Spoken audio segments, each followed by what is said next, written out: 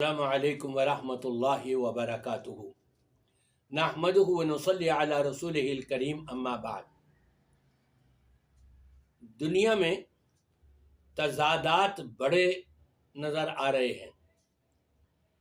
سیاست دان تو کہتے ہیں کہ جی یو ٹرن کے بغیر، جیسے مشرف کہتا تھا، بغیر یو ٹرن کے کام نہیں چلے گا۔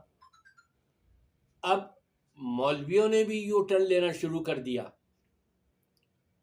آپ سنیں گے ذرا کہ ایک طرف طارق مسعود صاحب یہ فرما رہے ہیں کہ امام ابو حنیفہ رحمۃ اللہ علیہ کا قول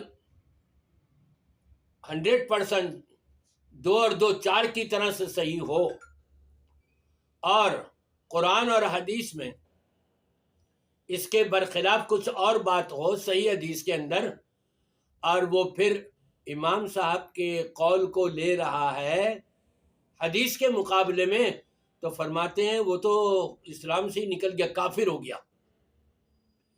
ایک اور کلپ میں مفتی صاحب نے یہ بھی فرمایا کہ وہ اسلام سے خارج ہو گیا۔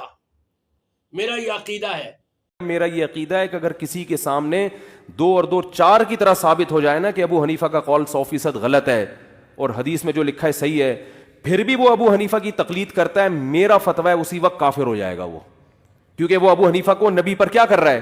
ترجیح۔ تو ہم ایسے غلوف کے قائل نہیں ہیں کہ پتھر پہ لکیر بن جائے ان کی بات اور زمین آسمان ادھر سے ادھر ہو جائے، نہیں چھوڑنا، ایسا نہیں ہے۔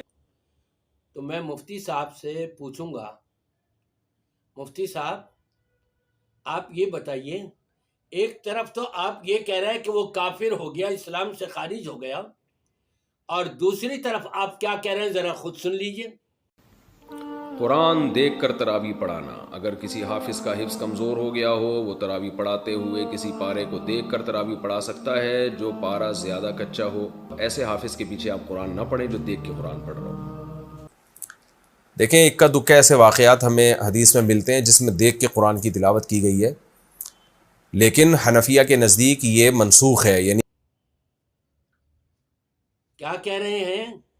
یہ بتا رہے ہیں کہ جی سوال کیا گیا کہ اگر ایک شخص قرآن نہیں پڑھا ہوا، نفلی نماز میں تراویح میں وہ قرآن دیکھ کر پڑھنا چاہتا ہے تو کیا پڑھ سکتا ہے؟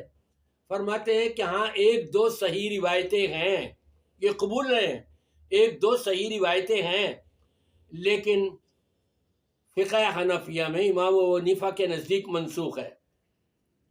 آپ نے 150 سال کے بعد جا کر کے منسوخ کیا، جبکہ صحابہ اس کے اوپر عمل کرتے چلے آئے اور صحیح روایتیں۔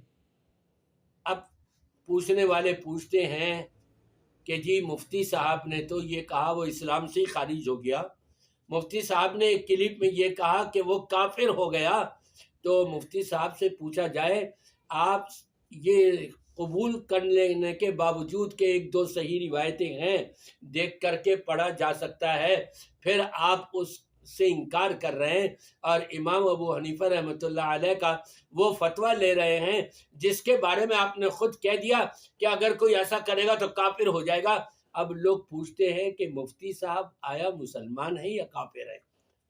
جواب خود دیں گے وہ، لیکن میری تو یہی دعا ہے کہ مفتی صاحب کو اللہ ہدایت عطا فرمائے، یہ دوغلا پالیسی نہ اپنائیں، نہ اختیار کریں، کبھی تشدد بعض معاملات کے اندر اور کبھی صحیح کہہ دینا اور کبھی غلط کہہ دینا، یہ مذبذبین بین ذالک لا الہ ہؤلاء ولا الہ ہؤلاء، یہ دوغلا پالیسی نہ اپنائیں، اختیار نہ کریں، کبھی یہ اور کبھی وہ۔ مثال مشہور ہے، دھوبی کا کتا نہ گھاٹ کا نہ گھر کا۔